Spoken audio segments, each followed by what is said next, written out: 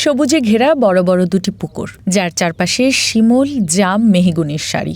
এসব গাছের ডালে বাসা বেঁধেছে ঝাঁকে ঝাঁকে পাখি। শামুকখোল, পানকৌড়ি ও সারস পাখির কলকাকলিতে দিনভর মুখর থাকে এই গ্রাম। বলছিলাম ঝিনাইদহের শৈলকুপার নিত্যনন্দপুরের আশুরহাট গ্রামের কথা, যেখানে অতিথি পাখিদের দেখা মিলবে বছরের ৯ মাস।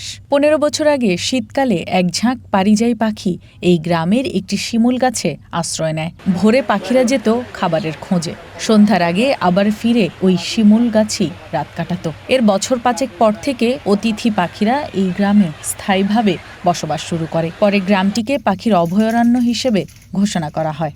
এই জায়গা অনেক ভালো জায়গা, বিভিন্ন জায়গার লোক আসে। তারপরেও আছে আপনার বিভিন্ন জায়গার থেকে লোক, মেয়ে ছেলেপেলে আসে, বিভিন্ন জায়গার থেকে, বহু জায়গার থেকেই লোক আসে।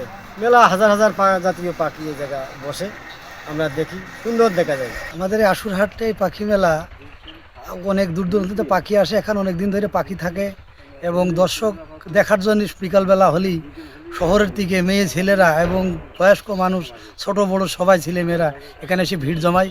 আমাদের কাছেও ভালো লাগে এবং দর্শকদের কাছেও ভালো লাগে। মুখে গল্প শুনছি যে এই আশুরহাটে পাখির মেলাতে অনেক রকমের পাখি আসে এবং বিভিন্ন স্থান থেকে দর্শনার্থীরা আসে। তো সেই আলোকেই আর কি আমাদের নিজেদের এলাকায় এত সুন্দর একটা জায়গা আছে, তা জানতাম না। এসে আসলে বাস্তবে দেখলাম যেখানে অনেক ধরনের অতিথি পাখি আছে এবং তা দেখতে অনেক সুন্দর। প্রশাসন থেকে পাখিদের নিরাপদ আবাসনের উদ্যোগ নেওয়া হলেও এখনো পুরো নিরাপদে নেই এই পাখিরা। এখানে বিভিন্ন সমস্যা আছে, বিভিন্ন পাখি শিকারকারী আছে, চুরি করে এরা বিভিন্নভাবে এখানে নির্যাতন করে। সেই দিক থেকে আমি প্রশাসনের দৃষ্টি আকর্ষণ করছি। এখানে তো কোনো খাবারের কোনো ব্যবস্থা নেই, জলাশয় নাই। আমাদের পাশেই একটা ভালো একটা ক্যানাল আছে। এই ক্যানালটা যদি খনন করে দিলে পারে এখানে পানি থাকতো বা এখানে খাদ্য তৈরি হতো, শামুক এটা সেটা মাছ টাছ তৈরি হতো, ওইগুলো খেয়ে এরা থাকতে পারতো। তাই পারে এখান থেকে আর কোনোদিন নড়তো না। পাখির সুরক্ষায় আশুরহাট গ্রামে গড়ে তোলা হয়েছে সমিতি। তাদের দাবি, রাতের আঁধারে কিছু মানুষ মাঝে মধ্যেই পাখি শিকার করছে, অনেকে তাদের মালিকানাধীন গাছ কেটে ফেলছে। ফলে অতিথি পাখিরা পড়েছে নানা সংকটে। এই বসবাসের বিষয়টা প্রশাসন মহলের তেমন কোনো নজরদারি এবং ভূমিকা রাখতে পারেনি।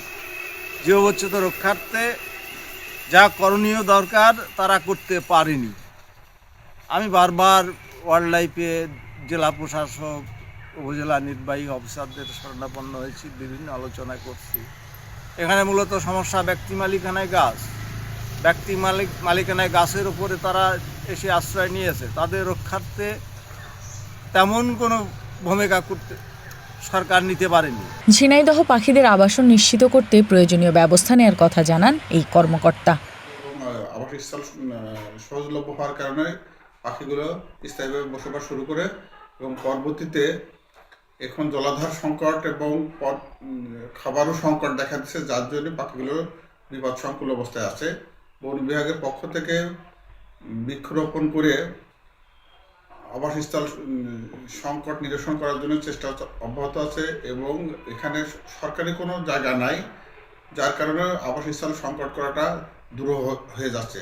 আশুগঞ্জ গ্রামে সকাল থেকে সন্ধ্যা পর্যন্ত নানা বয়সী মানুষ মুগ্ধতা নিয়ে পাখিদের ওড়াউড়ির এই নৈসর্গিক দৃশ্য উপভোগ করেন। আষাঢ় থেকে ফাল্গুন পর্যন্ত অতিথি পাখিরা রয়ে যায় এই গ্রামে। রওশন আরা তানিয়া, ওয়ান ন্যাশনাল ডেস্ক।